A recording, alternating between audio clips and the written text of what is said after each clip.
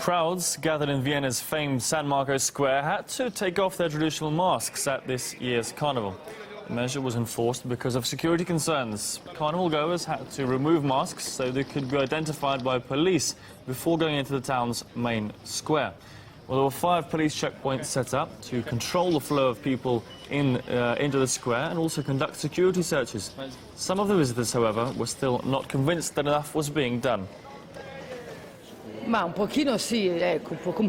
don't know if it's enough. My husband has a backpack. I told police that he had a backpack, and that was enough to make them trust us. So they didn't check it. So I don't know if the security is enough. Well, staying on the topic of security, better anti-terrorism policy requires better cooperation between local and federal authorities as well as the police. That's according to the mayor of the Molenbeek district in Brussels, an area which made headlines last year after 7 people were arrested there in connection with the Paris attacks. You can watch her full interview with RT's Sophie Shevardnadze later today. For now, though, here's a quick preview for you. So, Madam Mayor, you were saying it was the responsibility of federal police. Were they aware of the situation? Did you request any help? I mean, what I'm trying to ask is, are you powerless to do anything about this matter if the federals aren't involved?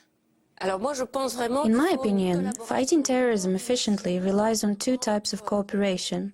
Cooperation between local authorities, that is, between the municipalities, and cooperation between the municipalities, regional and federal authorities.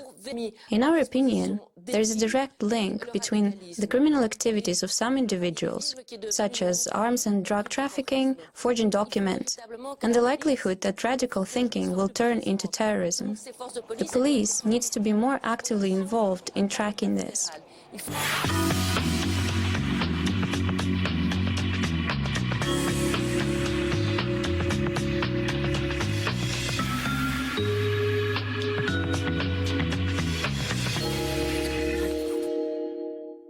The worst oil price crash in recent history is affecting the world's richest oil producer.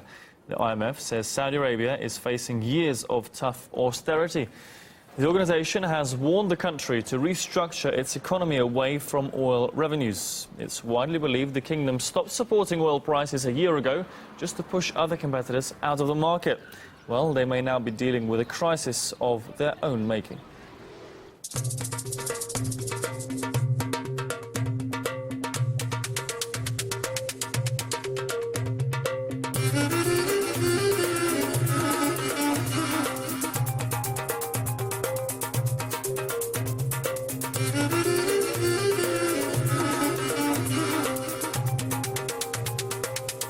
We're going to stay well below $40 a barrel for quite some time, and that's causing problems both for the real economy, but also for the financial economy, because oil, of course, is a financial asset, not just a physical commodity.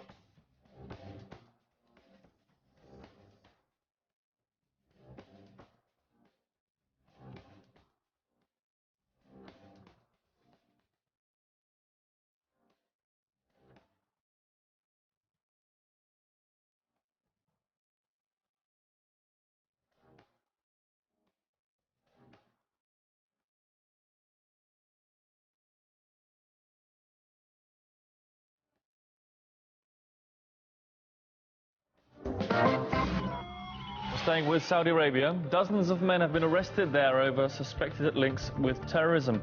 And at least 9 of those currently detained are US citizens, according to local media. Go to RT.com to read that story. On a lighter note, the Mile High Flight Club, a passenger plane, is forced to make an emergency landing. Stay with me here after 2 stewardesses start a mid-flight brawl. Check that out on RT.com.